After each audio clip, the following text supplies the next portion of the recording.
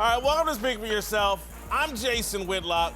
That's Marcellus Wiley, that dude. Coming up, Nick Swisher will be here to break down the Red Sox latest world championship. And we'll get to Jason's Whitlock on the selfish act that stole yesterday's game from Aaron Rodgers. At least that's what he thinks. But today we start with a big story. What you got, Hugo? Oh, I got Hugh Jackson, who reportedly was fired by the Cleveland Browns today after going 336-1 in 2+ years at the helm. Yuck. The team also reportedly fired offensive coordinator Todd Haley, and both firings will no doubt throw even more turmoil into Baker Mayfield's already up and down rookie year.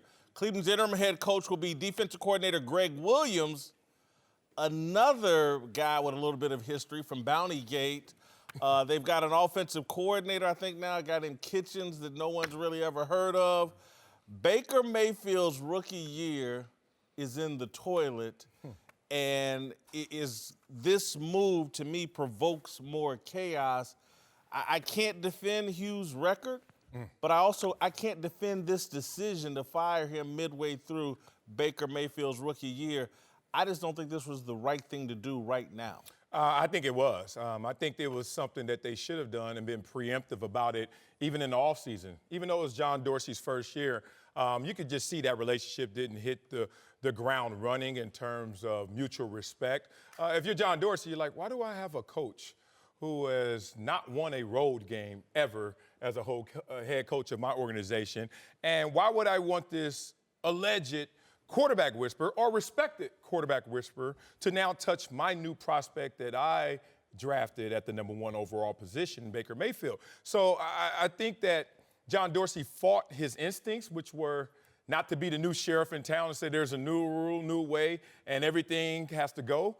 But you should trust yourself in those moments, because that intuition proves now to be the smartest way he should have proceeded.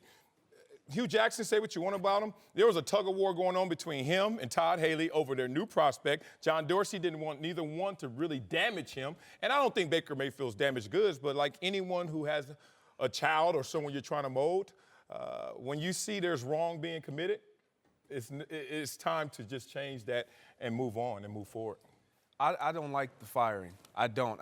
To your point, I think that if you had to fire them, yes, do it before the season starts. But right now, I thought that this Cleveland Browns team was playing for their head coach, Hugh Jackson, and performing well. Were they equating to wins? No, but you have to learn how to win. You talk about a team that is pulling together and trying to scrap every single quarter to find a way to win. 4 overtime game, that lets me know that we're not giving up on our coach. We're in agreement with what he's trying to get done. We just don't know how to win. We haven't won in 3 years. Well, the last decade. That's 20 years. I mean, Keep exactly. going. 30 years. So I don't like it because as a young quarterback coming into this league, the #1 thing that I think is necessary is stability.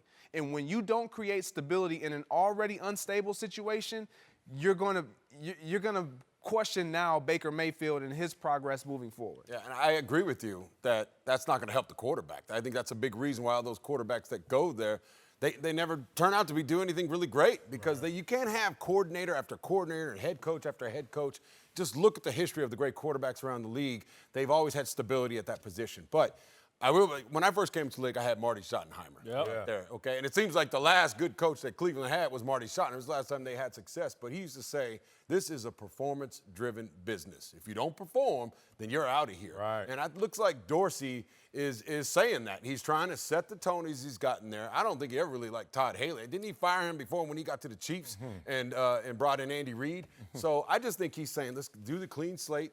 Let's let the chips fall where they may be. Let's go out and maybe, if we got to tank another season, we'll get some more draft picks, and we're going to build this team going forward. I want to be clear, though. Todd Haley was brought there this is his first year. Yeah. And I don't think that was a Hugh Jackson decision. They wanted someone to run the offense beyond Hugh Jackson. And so I just go back to, what does Baker Mayfield think right now? Halfway through his season, he is changing course already, and changing course temporarily, because Greg Williams will not be the long-term head coach of this team. Whoever this Hitchens, whoever the offensive coordinator likely won't be there next season. And so I don't get why you would put all this upheaval right in the middle of the guy's rookie season. Confidence is a very fragile thing in that league.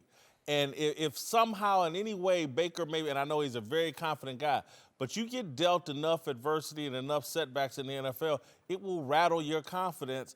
I just think they could have done this at the end. The time to do it was before the season or at the end of the season, not in the middle of it. No, you're starting to see, look, we have a short sample size. You're starting to see the erosion, the decay of what Baker Mayfield was in spirit and how he hit the field running when he got his opportunity early in the season. Think about it. The guy's regressed. Now, why is he regressing? In part, he's being coached in a way that we don't want him to continue to proceed because once we get a new regime in here, he's going to have to unlearn some of that stuff. Baker Mayfield almost looks like a guy who said, I don't need all this because when I got here day one, when my opportunity was presented, I was better than what you saw yesterday. When you're starting to see Baker Mayfield not play with the same pizzazz, same spirit, and let's be real, on script as advertised. And I think that's happening because of that tug of war with Haley and you. Then I say make a real decision because the decision they didn't see, there was a fight between Haley and Hugh Jackson. Right. And we're going to kick them both out. We ain't going to make a decision. And to me, they should have made a decision. Stick with Haley or stick with Hugh Jackson.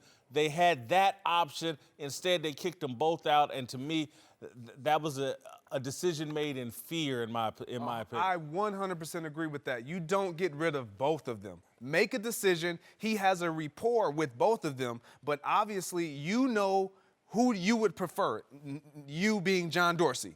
So just go with that. But that could be the lesser of two evils. I don't prefer either one. Just But you're right. But for the year. rest of the year, you don't prefer Greg Williams. We got games to win, y'all. Exactly. And you going to win them with Greg Williams? Right, going into Kansas City? No, but look, we already know the relationship Dorsey and Haley. And then we know that Hugh Jackson's record is enough to say we don't have a relationship because you've won 3 games, y'all, in 3 years. What are we talking about here? I don't see it. I say you got nothing to lose. You got nothing to lose. I'm going to fire them both. Now, I see why, but I understand what John Dorsey's doing, and I don't know. I have kids. They fight. But I always tell them, look, the next one that talks, both of y'all are getting in trouble. Okay? And that's how it is. And I think that's how we handle this situation. You're You guys don't want to get along, both of you guys go to timeout. They're both in timeout now. You being nice. You saying timeout on. Hey, look at this. We're in a new time, new era. This is the sports fan in me asking this question because, and I don't know if you guys as athletes ever buy into it, but can a franchise be cursed?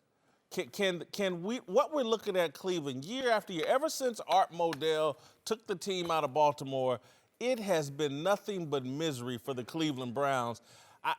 How many different head coaches, no quarterback survives there. Nothing good happens for the Cleveland Browns. They, to me, are the new Chicago Cubs. You know, and the Cubs for damn near 100 years were the lovable losing Cubs. Is that what we're looking at in Cleveland? Do you guys as athletes ever think that a franchise can be cursed? Hell no. It's crazy that people even that this is still an evergreen storyline. Like, listen. I know it's Halloween time. I can see by all your ex-girlfriends up here. I can see all of them up here. But dog, stop running with this Halloween theme of curse and demons and goblins. Man, look, you get on the team. You don't believe in luck? Or here's the definition. Here's the definition of curse. Bad players, bad coaching, bad management, and just a bad situation. That's curse. But that can change like this. Here's a couple teams that were cursed, franchises that were cursed. Remember the Warriors, 94 to 06, and only went to the playoffs once? How the Warriors doing right now? How's that curse looking right now? Your mouth's open. Okay, so let's talk about the Red Sox. 4 championships. We just saw them win another one. But it went on forever, and they believed in curses in Boston. And so if you believe in them, break it. To me, there's no curse. New England, we know early 90s, New England was sorry as hell. No one on this panel has lost more football games than me. I don't even need to see y'all record. I know. I've been through it. It wasn't being cursed, man. I've been on teams, we end up 5-11. We started the season 4-0. Like, it's just crazy how things happen, but it's not the walls. It's not the spirits. It's just, hey, we're not executing. Simple as that. Yeah, the curse thing is no. There is no such thing as, because what you may experience as a curse, I come in 10 years later, I didn't experience that. Say it. I feel like I can change this whole identity of the team. Yeah. So let's get it done. But to your point, it starts with management, coaches, and then players. If that isn't in agreement and in alignment and going in the right direction all together in unison and in harmony, yeah, you're going to feel like you're cursed, but you're just a bad organization. It's just bad. I believe in the curse. Oh, I believe in the curse. Yeah. And if there is one going on with Cleveland, there's just like with Boston, then the big comeback is coming. That means Cleveland's going to be pretty good here in a couple of years, right? Wouldn't that mean something? I mean, right. But I believe in that. Maybe you don't believe in karma? years. You don't believe in karma? If I'm good to you, good things will come to you. Well, that's a different discussion. Yeah, no, it's I don't karma. believe in that This either. is karma. You don't believe it? No, I don't believe in no karma. That's two independent acts. Art Modell What? made one of the worst decisions in sports, in my opinion. A rabid Cleveland fan base took that team out of there to Baltimore, and you think there's no hell to pay for that? Oh, look, Stan Kroenke made one of the worst decisions ever, took that franchise out of St. Louis. They look fine to me undefeated right now. But they were sorry for a while, though. Oh, yeah. They were sorry for a while. It's always temporary. Every team goes through a slump. I mean, before Brett Favre took over with the Green Bay It's been Packers, 30 they years were in for the a slump. Cleveland Browns. I understand all of that, and their time will come. That doesn't mean they're breaking the curse. They're just getting better. Yeah, and check the record. Art Modell won in Baltimore. In Baltimore. Okay. In Baltimore. So the I'm talking spirit... about the curse is in Cleveland. Oh, the curse is stuck in the locale. Man. The curse can't go different places, huh? The curse got to stay Where still. was Bill Belichick before he got to New England? Thank you. Cleveland. Cleveland. And he was losing. And they did him wrong, though. They did Look him at him wrong. now. Karma came back, and he got it. No. But look, I'm telling you, there's karma there. Bill Belichick, everywhere he's been as an assistant or a head coach, he's won everywhere except one place, Cleveland. His first head coaching job, which he said he has learned from tremendously. Yes. And his Anywhere- first They year did in New him England. wrong there. They did did him him wrong. wrong there, and he But should he have even been went to fired. New England and was struggling in his first year. Remember what he went 5 games, and then his starting quarterback gets hurt, and Tom Brady steps in, and everything changes. Is that a curse? Broken? Lifted? I'm gonna tell you where you screwed me up though, where you got me. It's like Art Modell did something bad, but somehow Cleveland's paying the price for it. Yeah, Right. All right, welcome back. It's time for the Whitlock. Ty Montgomery's late game kickoff return replaced Vontae Davis's halftime retirement as the most selfish act of the 2018 NFL season. Yep. I'd rather have the guy who quit at halftime than the guy who stole the game from Aaron Rodgers. There's more honor in quitting than fumbling away a last-minute Rodgers comeback. Yesterday, with about 2 minutes to play, the undefeated Rams kicked the ball to the Green Bay Packers.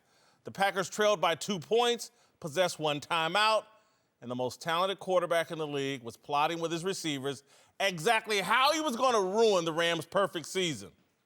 Mike McCarthy's coaching staff instructed Montgomery to fair catch the ball in the end zone if at all possible. No reason to take any precious seconds away from Rodgers. No reason to risk a turnover when new rules would give Green Bay the ball at the 25, which would put them 35 to 40 yards away from Mason Crosby's field goal range. The Rams were dead, except for Ty Montgomery. He had his own plan. The third-string tailback wanted to be the hero. He wanted to leave his mark on the game of the week. In my opinion, he wanted to begin his 2019 contract push. So he returned the kick. He fumbled at the 20-yard line. The Rams recovered and ran out the clock. Aaron Rodgers never got his chance to win the game, and you could sense his frustration afterwards. Yeah, very disappointing. That play didn't lose the game, but it definitely took away an opportunity for us to go down and win it. According to the reporting of the NFL Network's Mike Silver, Montgomery's teammates were absolutely livid. One anonymous source said they took him out on the previous drive for a play, and he slammed his helmet and threw a fit. Then they told him to take a knee, and he ran it out anyway. You know what that was? That was him saying, I'm going to do me. It's a bleeping joke. Montgomery made a business decision, in my view. He's in the final year of his rookie contract. He's an unrestricted free agent next year. He came into this season with high aspirations and expectations. For Montgomery, 2018 is about getting that money. You have to remember, he was a wide receiver coming out of college. He flipped to running back a couple years ago when the Packers were ravaged by injuries. In his mind, he changed positions to help the Packers. This offseason, he put on weight in hopes of being an every down back. It hasn't worked out. He's third string behind second-year backs Jamal Williams and Aaron Jones. It's almost Halloween, the halfway point of the NFL season. Ty Montgomery is no closer to a big money free agent contract. He's close to exiting the league. You ever stood at a craps table holding your last $100 chip, sweat beading on your forehead, knowing your wife is gonna raise hell about the money you blew gambling? You put that chip on the field trying to reignite your luck. T to Lee. Yep. Montgomery rolled the dice one last time. Problem is, he crapped out for Aaron Rodgers too. The Packers need to let Montgomery go. Not only did he foolishly blow the game, he wasn't man enough to stick around and apologize for doing it. He left the locker room without speaking to reporters. I have more respect for Vontae Davis. All right, Wiley's here along with Greg James and Tony Gonzalez. I have less respect for Ty Montgomery than Vontae Davis. Beat the table so I can believe in you. Hell no, I got no more respect for him. What color jerseys do anonymous players wear? You know, because I love when you don't say it with your chest and, oh, you know what, I'm going to say everything I believe in except who I'm talking about and who I am. You know, like, I don't go there. I think that this is something that's blown out of proportion. I think that he came out that end zone in a winning spirit. Even his coach said there's a decision to make. His coach didn't give him a mandate. It was not a mandate that said you have to stay in the end zone. It was there's a decision to make based on the clock, based on the time, and where you catch the ball. His coach was nice, Marcellus. Oh, well, hey, man. Mike McCarthy took the high road. 2 minutes left in the game to be the undefeated team. I don't need you to be nice. Tell me what you want, coach, and I'll do it. Here's the thing that Ty Montgomery from Stanford did that was in correlation to another guy from Stanford and Richard Sherman, what he did. In a winning spirit, remember Richard Sherman ended the game? Hey, I got him. And that was a winning. That was a Hall of Famer. Okay, yeah, but he's Ty Montgomery's a third-string running back on his last leg. Decisions don't have accolades on them. It's just results. So, look, he said the same thing that Richard Sherman said. In this moment, I want this opportunity to do something in a winning spirit. Vontae Davis, man, the game had gotten to him. Enough was enough. He did that in a defeated, losing spirit and couldn't even wait to the end of the ball game. So different levels of respect, certainly not on the same page. I just lost respect for you. Get him. I mean, basically, you telling me if I come over there and slap you in the face right now, you just gonna walk away. Why? My point, exactly. You not gonna walk away. That's what Vontae Davis did. He got smacked and then he walked away. He was honorable enough to say, you know what, I'm out. I don't believe in this. You would do that. No, I'm not saying I would do it, but I wouldn't have done this. If I got a chance for Aaron Rodgers to win the game and my selfish act of bringing the ball out of the end zone when they told this man clearly, fair catch the ball in the end zone, let's take it at 25, we got Aaron Rodgers. So in that same press conference, Mike McCarthy then goes on to say, we trust our guys. Yes. We trust our guys to make the best decision. So they've, obviously, it wasn't definitive and clear to where we're not returning this ball. You want to know how I know that? Because if that were the case, the moment the ball was crossing the goal line, he would have never even attempted to catch it. Just let it go. Yep. Just let it go. Just let it go. Because you understand what my coaches just said. I don't care what Mike McCarthy said. What are y'all talking about? No. The man is sitting there thinking, I'm third string. I'm not about to get this contract. I'm halfway through the season. I'm going to leave my imprint on this game. Screw what the coaches told me. What he's thinking is, I want to make a play. Yes. Bottom line. Yes. It ain't got nothing to do with. They told him not to make one. It doesn't have anything to do with I'm going to rebel. You look at his track record. That's never been him. He's a smart guy who they trust. Why do I say they trust him? Because he's played receiver. He's played running back. He's at kick return. He's basically whatever we need you to do. Can you do it? Absolutely, for the sake of the team. Now, when it's my turn to make a play and a decision, I return it. Had he not fumbled, we're not having this conversation. Well, I think that's where the special teams coach or Mike McCarthy needed to tell him. We don't know. It sounds like we're a little confused. Okay, was he told not to take a knee or not? I know this. I'm going to take the player's teammate perspective. If I'm on that team, I'm trying to put myself in the shoes of somebody playing with him at the tight end position, ready to go out there and go score. I'd be pissed off at him. 100%. And I would look at him and I would say, you are selfish, because we got Aaron Rodgers, one of the best quarterbacks of all time. We were all waiting to see it. We were watching it here in the studio, and I was saying, oh, Aaron Rodgers, here it comes. He's going to go win it for us. I just don't see the why you would do that. First of all, you're going to take precious seconds off the clock. I would be pissed off at him. And then for him not to face the media after that, Boom. I have a problem with that too. Boom. Tony I would not be Gonzalez. surprised if he's gone. I'm just telling you as a teammate. I No, would no, be no. upset. I respect you I'd be like, fully, okay. Tony Gonzalez, future Hall of Famer you are. But guess what? It's bigger than Ty Montgomery. I mean, he ain't Nino Brown, but it's bigger than Ty Montgomery. We're going to break it down to some film. Because first of all, defensive players, special teamers on the other side, they get paid as well. Watch this right now. Ramik Wilson did a tremendous job. Way to go out there and make a play. But watch my man, James Crawford. Oh, did y'all see that? James Crawford missed a block. And on that play, when you miss that block, everything is off time, and it changed his stride. It made him launch stop into that. it. All I'm saying is, when they break down this film, they're going to look at this and say, it's not just Ty Montgomery. Watch my man James Crawford. See, this is what I do. I break down film. Oh, you're not supposed to whip on that play. Marcellus. Hey, I'm just saying, if you're going to blame Ty Montgomery, let's blame all the culprits. You're making a great point. Why do I say that? Because it's easy for us to see the result of what happened and then say, he should have never done that. But if he never fumbles the football, Aaron Rodgers still has less than 2 minutes. They forego that inserted timeout that they would have had that is not in their back pocket. They have one. You know what we're saying? That's too much time for Aaron Rodgers. But because he fumbled the ball, because of teammates... Why is this hard to understand? I don't understand why this is hard to understand. You've never seen anybody in your locker room make a business decision. Oh, yeah. Do something strictly for the money. It's a selfish business decision. Yesterday, let's be real. Yesterday, if I'm Todd Gurley, I run that ball in for one reason. I'm going to make this game 9 points, and I'm like, not only did I get my touchdown, and we're going to win this game, but instead he did it that way. And that looks selfless, and I may have looked selfish, but we're going to win the game either way. So I didn't have a problem with people coming at him. This situation right here is more than just one guy. You act like he ran down the field and just, here's the ball. Of course he didn't do it on purpose. I'm just he saying, did. you know, with the You said he odds did. of something. I don't know if he didn't fumble on purpose. No, he didn't fumble. Right, so how is it selfish? I'm saying this because I got Aaron Rodgers on my team. I got good receivers. If I'm Jimmy Graham over there, I'm saying, come on, man, why don't you just take a knee? And I blame the coach too. I blame the Yes, coach. they share the You blame. should have been told to take a knee Coach right away. James Crawford, Hold it. Ty Montgomery. Are Now you we got kidding? 3. Are you kidding me? You don't think coaches pull their heads out and why their hair is so gray? Because they tell players what to do and they don't do it. It didn't happens all the time. Give me And a directive.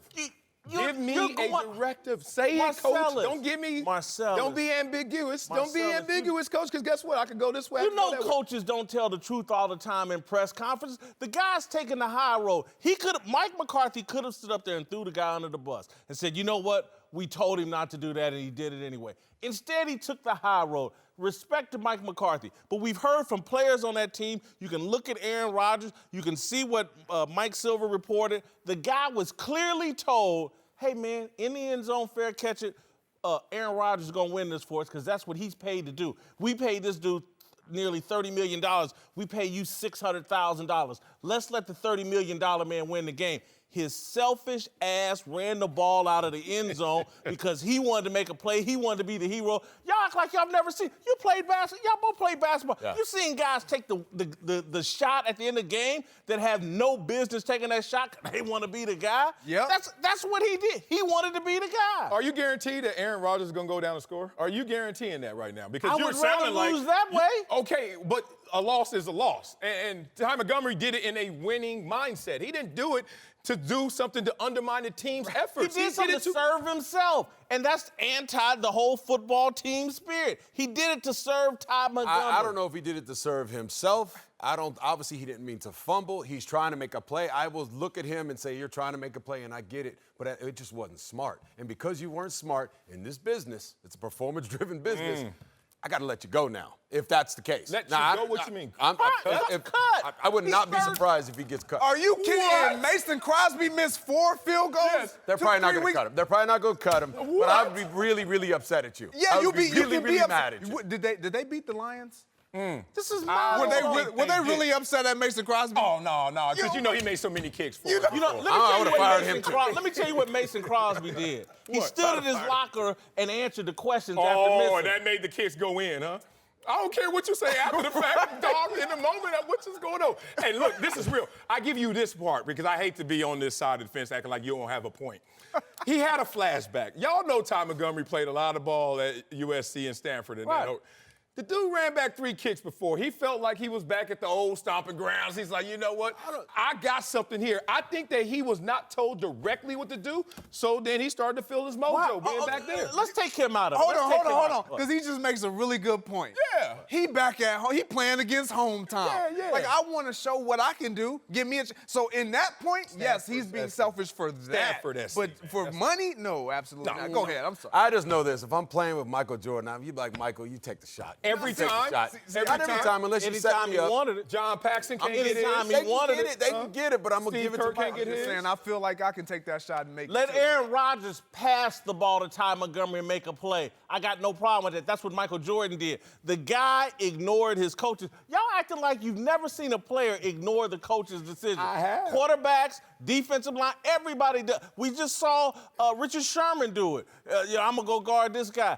Guys ignore the game plan all the time. He did it, and he's thinking about his money. He's in his last year of his contract. Come on, man. Everybody This is do. clear as day. Quarterbacks do it. They hear the play. Yeah. I don't want. Yeah, Yes. RPO. Yeah, okay. I mean, they changed the play in the huddle. Look, he took a chance. It didn't work out for him. I commend him for That's taking the the game. chance, but at the same time, you took a foolish chance. Okay, I don't like the chance that you took. I hope we don't coach like that. Are we going to fire Mike Vrabel now for taking a foolish chance and not going to overtime? I wouldn't. I wouldn't take that back. I y'all wouldn't firing have cut people him. I on wouldn't have Saturday. cut him. Marcellus, you do understand certain people are paid to go off script. True. Certain people are paid. They legalize it. Mike Vrabel's the head coach. They paying him $5 million. They paying Aaron Rodgers $30 million. This dude is making damn near NFL minimum. It's not his. He can't call audibles.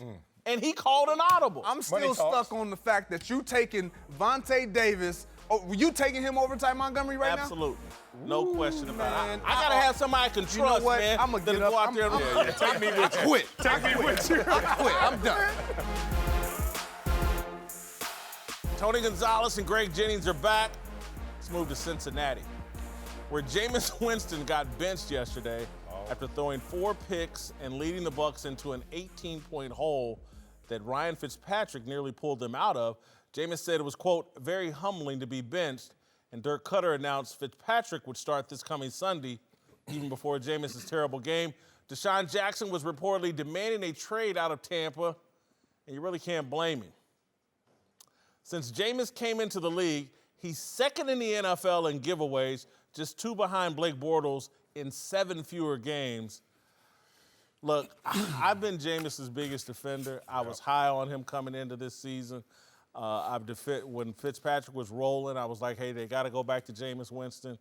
But the turnovers are the turnovers. It is what it is in this league. You just can't turn the ball over that much at the quarterback position. It's over for Jameis in Tampa. I don't think his NFL career is over. I do think he'll get another shot at being a starter. But as a top pick for the Tampa Bay Buccaneers, bust. Yeah, hate to go there, bust, but based on expectations, based on projections, and based on flashes, he certainly has underachieved. So let's term that up and call it bust. But he's done. One, because the contract says if he gets injured, they owe him $21 million next year. Last time I played in the NFL, guess what? They ain't giving out money for free. You know, you have to earn that type of payday, and he hasn't, certainly. But also, don't even take your word. Don't take my word. Deshaun Jackson came out and said, I want to play with Ryan Fitzpatrick. And then someone tapped him on the shoulder in PR and said, BPC, and retract that. And so he tried to do the PC thing and say, yeah, whoever is under center is going to be our leader. But in reality, I think the players' reactions and Deshaun's words basically said, this team performs better at an optimal level under Ryan Fitzpatrick. Yeah, they've given him every chance to be successful through all the suspensions. He came back this year, like you said, they were 3-1 when he came back. And they let him take over for Fitzpatrick, who had done something that had never been done in the NFL, in the history of the NFL. And so he's had enough chances now, and now it's time to yank him. Don't play. Last time you'll see him ever in a Bucs uniform. Is he a good quarterback? Yeah, I think he's a good quarterback. Is he a starting franchise quarterback from what I've seen? No. Just like Blake Bortles, I'd say no. Going forward, these guys can have long careers in the NFL. They can be good backups somewhere. But at this point, he might get one more shot. And if he doesn't handle it this time, It's over. You're going to be that Matt Castle career backup guy. It's going to have a long time in the NFL. Nothing wrong with that either. It's just you just didn't make the decisions good enough for you to have that starting franchise quarterback career. At some point, you got to overcome coaching. I don't think he's had the coaching that he has needed to progress and make strides. But That's strong, Greg. Yeah, it is strong. And He got Lovie Smith fired and Doug Carter hired. I understand all of that, but sometimes you have to have the right person in your corner, and I don't know if he's had that. Now, that doesn't warrant the fact that he's turning the ball over the way that he is. I think, if anything, every head coach that comes in, if this is Dirk Cutter's final season, they feel like potential talent is there. I could possibly be the one to do something with that. So I don't know if he's done contractually. Yeah, you sit him on that bench because I'm not just going to give him 21 big ones just because he can potentially now be in harm's way of getting hurt. But as a head coach coming in, if Dirk Cutter, if this is even his last season, you have this talent at quarterback, you feel like I can be the one to turn the tide. And so I'm not saying that he's a bust. He hasn't played nowhere near what the expectations have been for him to play. And part of that problem is really the evaluation process, where most evaluators at the quarterback position, they're batting like baseball numbers, like 300. They're not 50-50 with this guy, number one overall, is going to be the greatest at that position.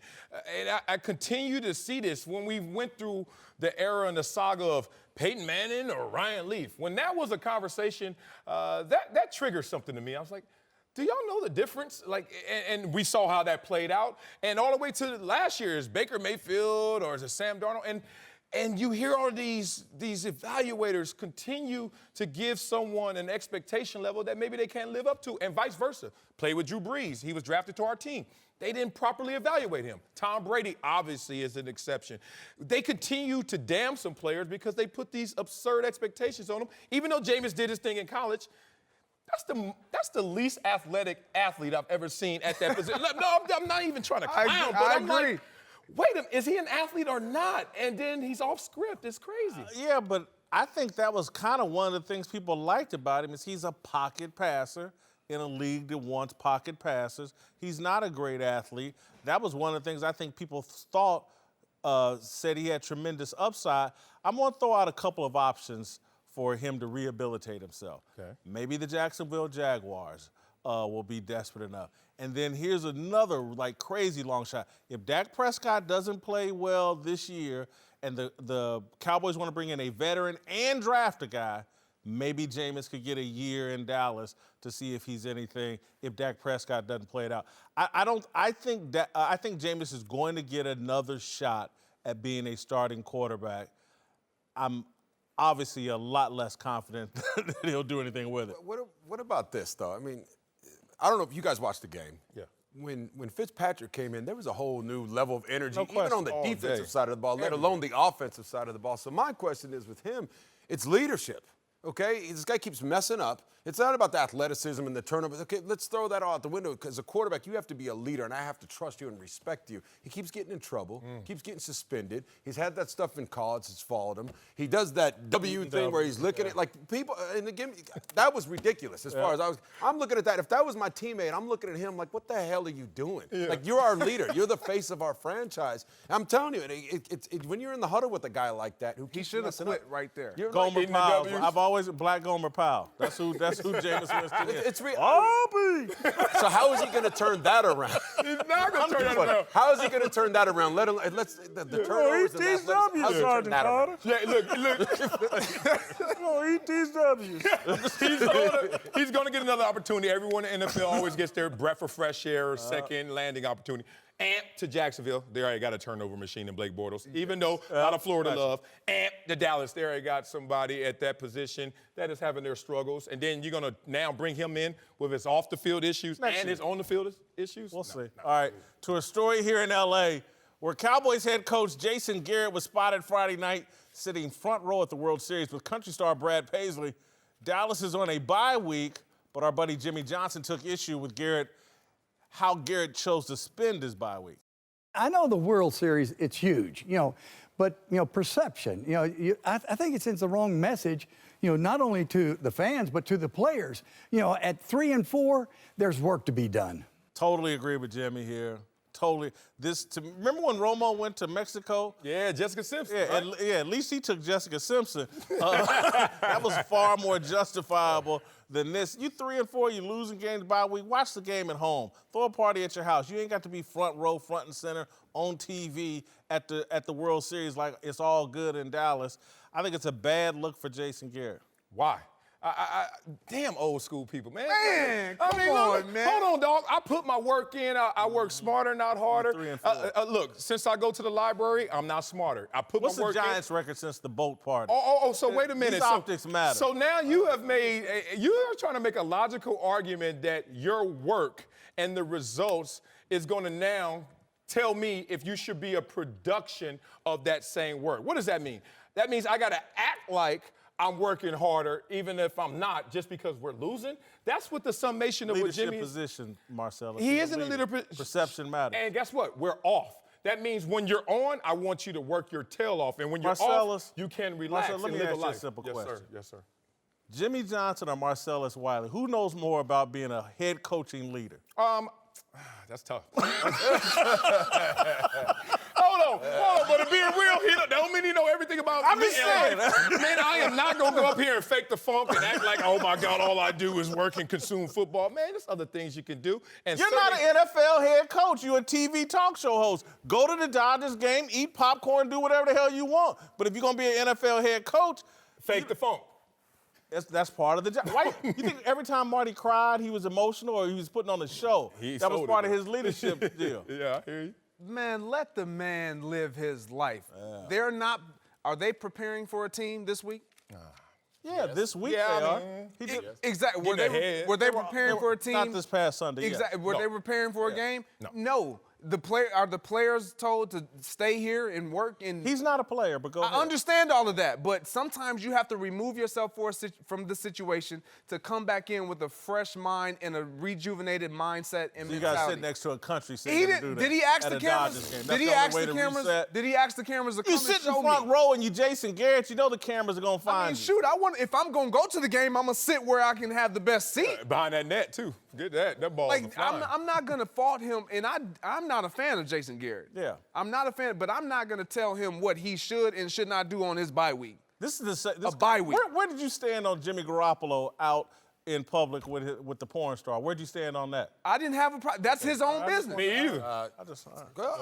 This is what I was saving it. I didn't want to use it again, but what would Belichick do? What would the Patriots really? do? Okay, it's called. Really? He would be at the Celtics game when I all know. the stuff was going on. He is in a off head season. coach, and so I somewhat agree with Jimmy.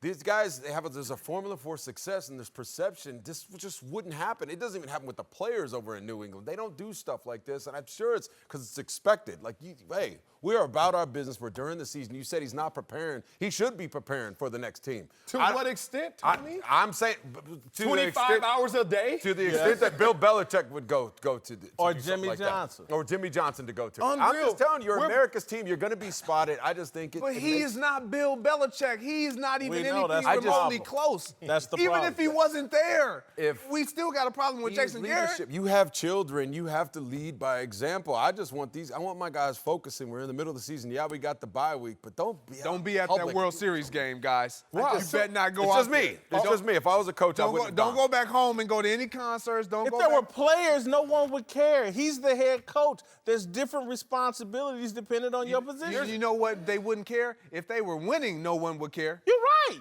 Probably But they're not. 3-4. But here's the thing, man, and we have to respect this relationship. And you know this. Listen, Whitlock, you don't know this yet. Okay. To grow, you have to do two things: work and rest, man. People always, you got to turn it on, and then you got to turn it off. And look, I'm not mad at a guy in They his don't extra. have beds in Dallas. No I'm place just to saying, rest in if a Dallas. man You wants got to to- hop on a plane and fly to L.A. to rest. If he wants to take time away from something so he can come back to it rejuvenated, recharged, as you said, what is the harm in that? Because that's not going to win the game for you by resting in Dallas. I or wonder if whatever. you say it does. It's not going to win the game for you, and it makes logical sense. But maybe it does. Maybe that's why these old coaches. That's why they win games. They don't do stuff like this. All right, welcome back. Whitlock and Wiley here. We're joined now by Fox MLB analyst Nick Swisher. Swizzy. Red Sox, 4th World Series title in 15 years. Yeah, since '04. Is this the greatest Red Sox team ever and maybe one of baseball's greatest? Yeah, I mean, it's a pretty good squad. There's no doubt about it. I mean, it's not a fluke that this team won 108 games during the regular season. For them to have the success that they've had, and it all starts at the top of the lineup with guys like Mookie Betts, bringing over somebody like, J.D. Martinez, right? And the thing about it is when I look at different teams, I don't always look at the stars, right? I look at the role players. I look at your bench guys because it takes an entire team to win a championship, right? So think about it. The unlikely heroes, JBJ, Jackie Bradley Jr., right? The 9-hole hitter for the Boston Red Sox wins the ALCS MVP. Then we go to the World Series, right? Steve Pearce, who? Steve Pearce, right? First baseman, gets brought over halfway through the season. Huge move by them, comes over, dominating on the right-hand side. And for him to be able to pick up that World Series MVP, man, for a guy that's been in the league 12 years, 9 different squads, and he's living his best life right this second. And not only that, David Price, man, as well. For him to pitch the way he did was unbelievable. Put all that postseason stuff to rest, and he could have won the MVP as well. Now let's talk about the pitcher on the losing side. I Here know. we go. There's got to be a loser, right? Hey, okay, they roll out their ace and Clayton Kershaw, losing record in the postseason. Yes, sir. ERA nearly doubles. Here's a real question. I'm sorry to ask. Would the Dodgers actually be better without Clayton Kershaw? Yeah, and my immediate answer is no. I think for what this guy has done in the regular season, right? He's got 3 Cy Youngs to his name. He's got an MVP to his name. In my mind, when I think of the Los Angeles Dodgers, he's the first guy that comes to mind. Now, we've got a stat right here. Let's put it on the board. And it shows, although he has been dominant in the regular season, he has struggled in the postseason, right? Especially in elimination games, right? Everything jumps, right? And when you need a guy in the big game, this is the guy that needs to step up. I know he is the face of your franchise, and in my mind, you could put him right next to Sandy Koufax. But at the end of the day, there is a little heat on him now because he hasn't stepped up when his team needed him the most. Other guy catching heat in L.A., Dave Roberts. There's a lot of heat going around out here. Reports, though, that he may get a contract extension or a new contract. How much blame does he deserve for this loss? Yeah, I think at the end of the day, it's got to fall on somebody. And when you lose and the moves that are made, obviously he's the guy that's going to take the heat. Now, in my opinion, when you're making these decisions, right, when they went with the all right-handed lineup, right, I think I might have been game 2, right? There's a lot of moves that were going on right there. That's not just Dave Roberts. That's an organizational move. When you choose to do something like that, in my mind, those are like billion-dollar moves, right? And with an organization like the Los Angeles Dodgers, you don't just willy-nilly throw a couple names in the lineup. There's a lot of talk about that all the way through. So I don't think you can give Dave Roberts all the blame. Obviously, the moves he made didn't work out. On paper, they look good.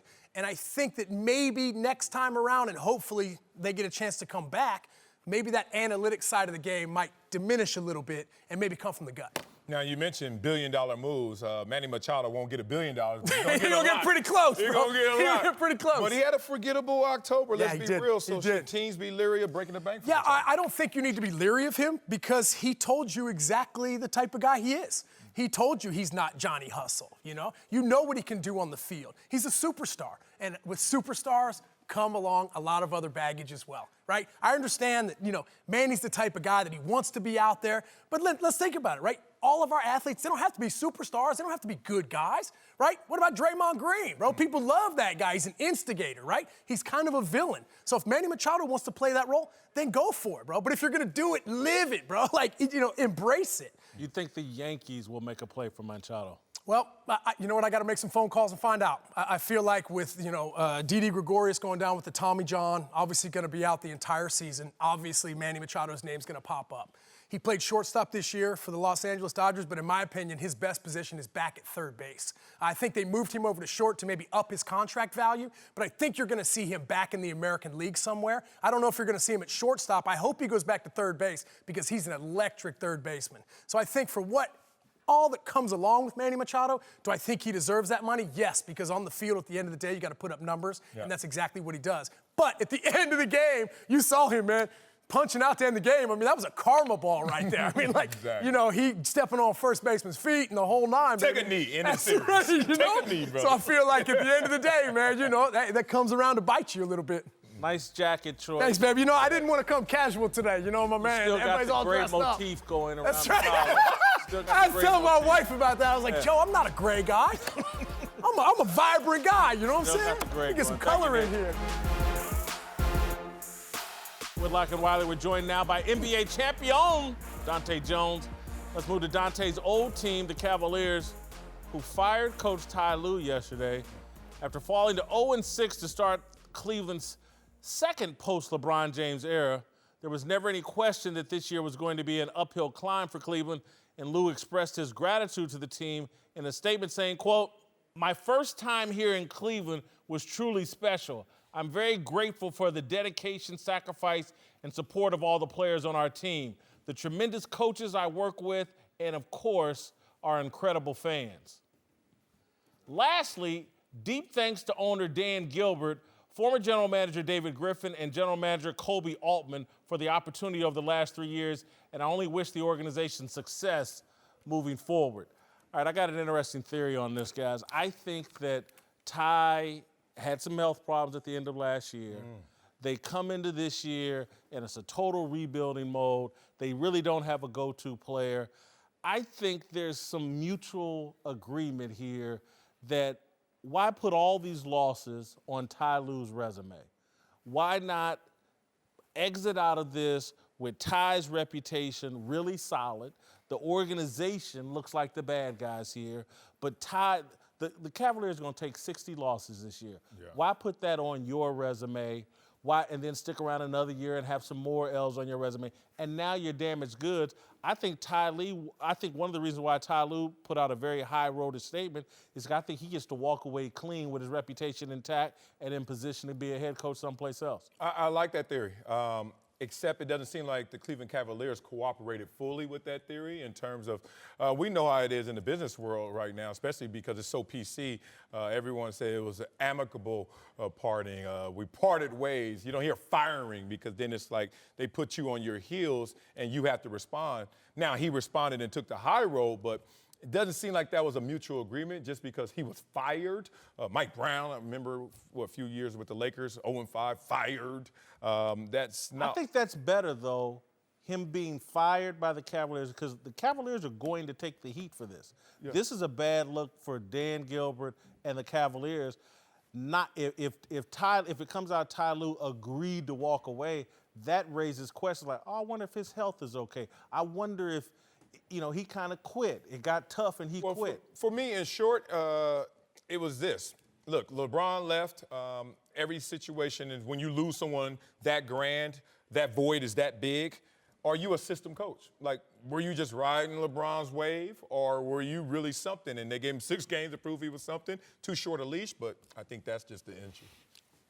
They gave him too short of a leash, yes. Did he get a raw deal? Yes. Did he get a chance to prove that he could be a system coach and could lead and could motivate and could nurture some young kids and turn them into something? No, he didn't get a chance to learn it and see if that's a type of coach that he is. But was he the right coach at the right time for a LeBron James-led team with 2 other stars? Yes, he did his job. He motivated well. He was well prepared. He was a great leader.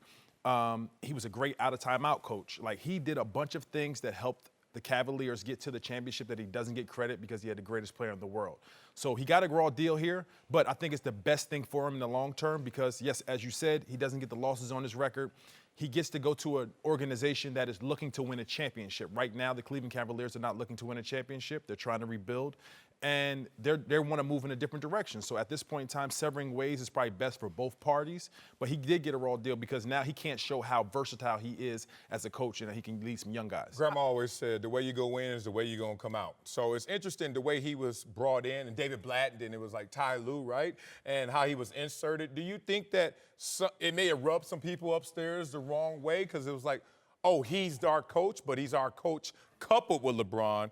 And they've tried to give him a little runway, and it was a 6-game runway. But should he have been departed when LeBron left?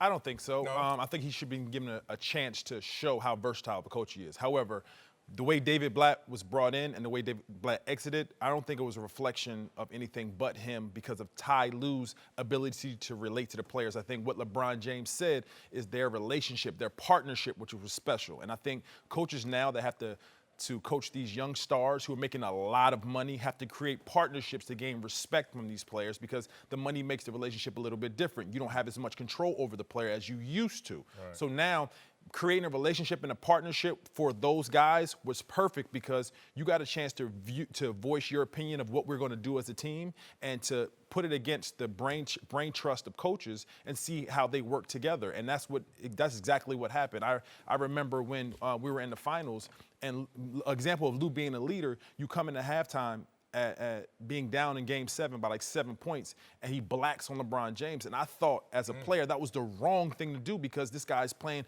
the whole half. He's probably going to play the whole game. He's giving everything he has, almost a triple-double at halftime. And it was the great thing to do at the right time because he barked on LeBron. LeBron almost storms out, and then he gives more. He told him he needed more from him, and he gave him more. And he had the right relationship for the greatest player in the world at that time. All right, let's move to Michael Jordan, who has been the subject of plenty GOAT debates over the years and actually offered up a way to settle the issue in an ad for the next Sunday night's matchup between Aaron Rodgers and Tom Brady. A lot of talk going on these days about who is the greatest ever, about who has the titles, the raw talent, the most clutch moments. I get it. It's a tough call. I mean, even the jersey numbers are the same. But maybe the best way to settle this debate is to play it out head to head. All right, LeBron James took MJ's commercial as a personal challenge, tweeting, "I'm ready." oh, my bad. I thought maybe you were, never mind. Back to my regularly scheduled program. LeBron here with some good humor, but we got to turn this into a who would win Michael Jordan, LeBron James one-on-one in their primes. I got Michael Jordan all the way. I got to respect basketball players, and I'm just going to say LeBron James, but I'm interested in what you got to say before I just come in here and bring the hammer, because this is easy. I don't think we have a clear-cut answer. Oh, on here that. you so go. listen to me, because even let's say we played one-on-one. Yes. The highlight of both of their games is transition, and then MJ's was his back down post game, mid-post game. But that's against two guards of his era. Exactly. It wasn't against small forwards. So LeBron's 6'9", 270, backing him down, he has an advantage on that part of the game. But if they played each other, Pippen will be guarding Bron. Pippen would have that matchup. Why are you taking the commercial out of context? He said one-on-one. But one-on-one, we know you got to go to the golf tournaments and see both of them. I'm not. But come on, bro. I grew up a fan of Michael Jordan. I have respect for LeBron James right now. Come on. I think Bron is bigger, and I think he wins you think he's bigger? I think because Bron is bigger, he wins that match. He's bigger, faster, stronger, gonna get all the rebounds and play bully ball on them, and he shoots better. Good Lord. There's more to basketball than bully ball. It's more than shooting. And one-on-one. Like, one-on-one? I can overpower you. One guy's handles are clearly better than the other guy's handles. That's true. Who? But LeBron's a better Michael's shooter. handles. Michael's the appreciation for Mike's handle. Mike got to the point, he got his buckets. He wasn't out there showboating with his handle. He wasn't a Kyrie. He wasn't Steph Curry with the handle. Get him. It's far better than LeBron's. Michael's his first step, Michael's gonna get to the hole. LeBron But I'm is 6'9", so I can meet you places that a I normal 6'6" person I never saw anybody deal with Mike at the rim, so why am I supposed to believe that LeBron Because could? that dinosaur didn't play then. LeBron is, what we say about Cam Newton? Dinosaur. They don't make him anymore. They made LeBron, they said, Have they made another Michael Jordan? No, but you know what? Have they made another Michael Jordan? In terms of just standing in line, in terms of talent, they made more than Michael Jordan. Let's just be real. LeBron they have? 6'8", 260 that can run as quickly as somebody who's playing the one or two He can't run as fast as Michael Jordan. Can guard every position on the court. Well, when Mike was in the league, he wasn't considered one of the fastest people in Best basketball. first step in basketball. You're absolutely correct. And that's what matters. But a 6'9" guy can meet him at the rim differently than a 6'6" It's called guy. geometry. So it's tough. He's going to cut him off with angles and beat him with leverage. It's going to be insane. It wouldn't even be close in terms of that. Marcellus, stop it. One-on-one bully ball? Look, I can't play basketball, but trust me, when we you give know me somebody, that by this conversation. I can back you down and get rebounds and shoot over you all day. My childhood says no, but now I'm looking at the body types and the structures. And So Oliver Miller would beat Michael too, huh? No, I'm not going that far. But look, put him in the post a little bit. No. Michael Jordan needs. So LeVar Ball would beat Michael. Right, that's his level right now. You see them fingers on Jordan, man. You know what happened. Black don't crack with the fingers. You know, it's a new day, man. Michael looked like Ben Raines in that Listen, I think Michael had me too. I thought Mike was really issuing a challenge. Yeah, I really thought it was coming. Great promo. Welcome back, Whitlock and Wiley. Favorite segment of the show, anti-social. Yeah, I like getting anti-social. There you go. All right, Darnell Smith, our social media manager, is here. Yes. Warren Central with the big victory over Ben Davis last weekend. All right. 1-0. Yeah. Okay. What you rocking over there, You know I Marcellus? represent the Columbia Lions. I got a little jealous. I can't lie, man. So I went to the student bookstore and I copped some of this love, All right, man. Good for you, Marcellus. Look All at right, Rory. Darnell. What's up, Rory? What's happening out in them Twitter streets? Yes, sir. We're going to start with a little bit of LeBron James. LeBron James. Who showed up to a road game against the San Antonio Spurs, but everyone on Twitter started talking about this hat supporting Beto O'Rourke, the candidate running against Ted Cruz for one of Texas' seats in the U.S. Senate. Twitter obviously loved this move. But do you guys have an issue with L.A. LeBron getting involved in local Texas politics? I do, and this is where I go with people doing too much. You stepping into local politics like you don't know what you're talking about. Just stand down. You're doing too much. But Stand down. this is great Twitter gold. Everybody on Twitter loves the uninformed person hopping into local politics. Twitter off. I think that's a leap, though, to say he's not informed. Look, we may know. What does he know about Texas politics? I have not interviewed him yet to know that, but maybe he has done some research about it to the point where he knows he's a global brand and he wouldn't wear the hat and then someone said, hey, what do you know about it? Somebody told him to do it. Well, Somebody somebody may have, but he may have been interested in it too. But that said, athletes can be more than just an athlete, so you can have your Be experts on Texas politics, living in L.A. and Ohio. Darnell, what's next? All right, moving on to Marcellus's Clippers. Oh, yeah. Who honored former guard Austin Rivers with this tribute video on the Jumbotron when the Wizards played at Staples Center last night. Rivers had some good moments for the Clippers, but will mostly be remembered for being the son of Coach Doc Rivers. What? Lakers writer Bill Oram threw some shade at the team when he tweeted, will he be the first Clipper to have his jersey retired too? Oh, my God. Marcellus, do you like your Clippers paying tribute to Austin Rivers? Man, I had so many jokes for you, Bill, right there. Chill out, man. Clip City, Chip City. I heard the producer say, be quick about my Clippers. I shall not. This team is overachieving right now. My team was a 5th seed right now. We out here balling out of control. Respect to Austin Rivers, who improved every single year he was with the Clippers and turned into a very good player. Did they run his birth certificate on the jumbo screen? Because that was his contribution to the Clippers. What, His Doc birth Rivers, certificate. Daddy Doc Rivers. That's what they should have run. All right. Leave that man alone. What's next? All right, let's talk a little college football, where Oklahoma State upset Texas this weekend thanks to the big play of quarterback Taylor Cornelius. Cornelius has had an up-and-down season replacing former Cowboy quarterback Mason Rudolph, often taking heat on Twitter. So outspoken head coach Mike Gundy was quick to defend his quarterback against all the haters. He's a man. In the post-game press conference, take a listen. I'd give a rat's ass about Twitter. It's a platform for people that are sitting home drawing an unemployment check, sitting in front of a keyboard. I just kind of felt like that social media and Twitter's what's destroying this country anyway. So that's how I feel about it, from politics to sports to whatever. Love Mike Gundy. What? Love it. We got to send him some Twitter off for his next press conference. Oh, bottom. Mike, I'm going to send you a bottle of this Twitter off. Yeah. Love it. You found your spirit animal, Yes. didn't you, huh? Both of y'all can just walk around with partly cloudy skies every day. What the heck? It's just words, it's just keyboards, it's just like little... Divisive hate being spread all over the world. Dude, he is a grown man rocking a mullet. I'm not trying to hear it. Joe Dirt. That mullet is dividing our country more than the Twitter words. Come on, man. You either mullet in or you mullet out. You mullet in. You mullet. I can't touch that one, so I got to go. What's next, Darnell? All right, moving on to a little Drizzy Drake. Uh-oh. The rapper/NBA superfan had a concert at Oracle Arena and wore this Kevin Durant snakeskin jersey. Twitter loves calling KD a snake for his decision to join Golden State. But do you think Drake went a little too far wearing this in the Warriors' home arena? This blows my mind. Oh, you think it's that? You think that is this? A snakeskin jersey with And Kevin this is Durant? He's been wearing a lot of snakeskin lately. With Kevin Durant's number on it. The Scorpions have skin because his last album was Scorpion, so maybe the Scorpion skin. I don't know what the hell. He's calling KD a snake in his own building, man. That ain't how Drake That's rolls. bold. It's bold. Yeah, but Drake doesn't roll like that. Like, he's the ultimate cheerleader for every team that he likes and represents. So he never brings the smoke. He never brings the hate. So I can't see him bringing the smoke. I just think that he's like, all right, let's do something different, show you that I'm Drake, and I'm going to have a different material. Well, this is tone deaf then. Yeah, and there you someone go. should have told him that's not the thing to do to Kevin Durant. He knew it for sure. I think it's a joke. I think KD and Drake, they're good friends. Right. They often joke and play around with each other. I think he's very aware of what he was doing. Tone deaf, maybe. I give you tone deaf. I Kevin like that. Durant may hop on a diss track, drop 16 bars, go push a T on. Yeah, right. We heard him freestyle back in the day. As long as it ain't LeBron on that track, 'cause LeBron can't rap. But KD, he got bars. Right.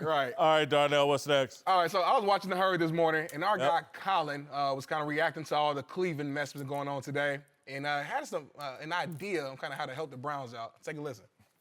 Cleveland's a mess. This Baker Mayfield thing has to work. The only chance for the Cleveland Browns to end this 20-year, 2-decade abyss, the Baker Mayfield has to work. I'd go to Oklahoma and hire his coach, Lincoln Riley. He had me until he said I'd go to Oklahoma and hire a 36-year-old to be the head coach of the Cleveland Browns. Why walk Lincoln Riley into this mess in the NFL?